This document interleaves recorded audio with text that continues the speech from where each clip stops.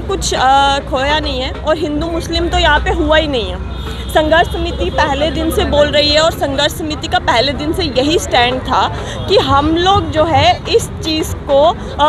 कभी एक्सेप्ट नहीं करेंगे कि हमारी सनातन आस्था के साथ जो है खिलवाड़ किया जाए। हमने कभी भी हिंदू मुस्लिम ने पहले दिन से यही कहा कि हम दूसरे समुदाय के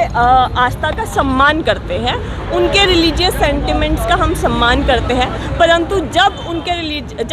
हमारे रिलीजियस सेंटिमेंट हर्ट होंगे तो हम भी अपने लिए आवाज़ उठाएंगे। देखिए, संघर्ष श्री माता वैष्णो देवी संघर्ष समिति ने पहले दिन से जो है बहुत मेहनत की है। प्रत्येक संघर्ष समिति के सदस्य ने और पूरे सनातन समाज ने एक जगह इकट्ठे होकर के अपनी आस्था की लड़ाई को जीता है। तो सभी सनातनियों को जो है मैं मुबारकबाद देना चाहती हूँ, उनको शुभकामनाएं देना चाहती हूँ, क्योंकि जम्मू ने हमेशा संघर्ष किया है और संघर्ष के बाद जब जीत मिलती है तो बहुत जाहिर सी बात है कि खुशी भी होती है। और आज पूरे जम्मू और सनातनियों के चेहरे पे एक हल्की सी मुस्कान आई है, तो बहुत अच्छा लग रहा है। हम लोग जश्न मना रहे हैं, लेकिन मैं ये भी कहना चाहूँगी कि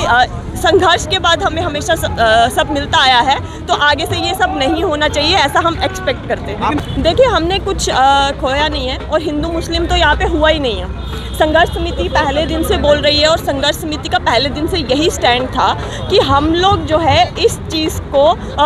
कभी एक्सेप्ट नहीं करेंगे कि हमारी सनातन आस्था के साथ जो है खिलवाड़ किया जाए। हमने कभी भी हिंदू मुस्लिम का विषय नहीं उठाया। हम संघर्ष समिति ने पहले दिन से यही कहा कि हम दूसरे समुदाय के आस्था का सम्मान करते हैं, उनके रिलीजियस सेंटिमेंट्स का हम सम्मान करते हैं, परंतु जब हमारे रिलीजियस सेंटिमेंट हर्ट होंगे तो हम भी अपने लिए आवाज़ उठाएंगे। आपने जो फिगर्स देखी होंगी तो इस पूरे इशू के बाद से बहुत सारे बच्चों ने जो वहाँ से ड्रॉप आउट कर लिया था, हिंदू बच्चों ने। और हम लोग इस विषय को हम इसीलिए खुश हैं क्योंकि हम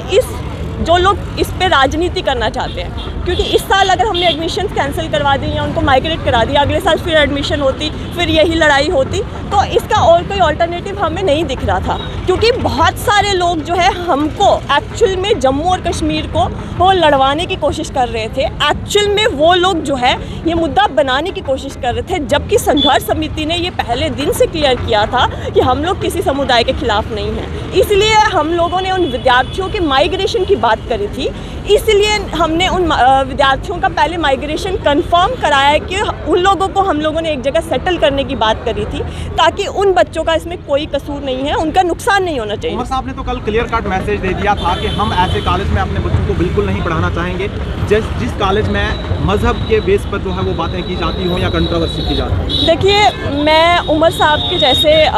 वन साइडेड नहीं हूँ, ठीक है, और मैं ना ही किसी पॉलिटिकल पार्टी को बिलोंग करती हूँ, but as a general public मुझे उनका ये पॉइंट ऑफ व्यू कभी भी समझ में नहीं आता, because he is the CM of the Jammu Kashmir UT, और उनके इस तरह के बयान बाइस्ड दिखते हैं किसी भी बात पे। उनका एक बयान, उन्होंने तो पूरे जम्मू के यूथ को जो है वो टैलेंट विहीन कह दिया कि हमारे पास तो टैलेंट ही नहीं है। इसी बात पर अगर चाहता युवा ना तो जम्मू पूरा बंद कर सकता था, पर हम लोग सभ्य समाज के लोग हैं और उमर साहब को थोड़ा देखना चाहिए कि वो किस ओहदे पे बैठे हैं। He is not a MLA from one constituency now, he is the CM of UT, और उनका उतना ही फ़र्ज़ जम्मू के लिए भी है जितना उनका फ़र्ज़ कश्मीर के लिए है। तो बार बार वन साइडेड स्टैंड लेना तो जनता देख रही है जनाब, आने वाले समय में जवाब भी मिल सकता है।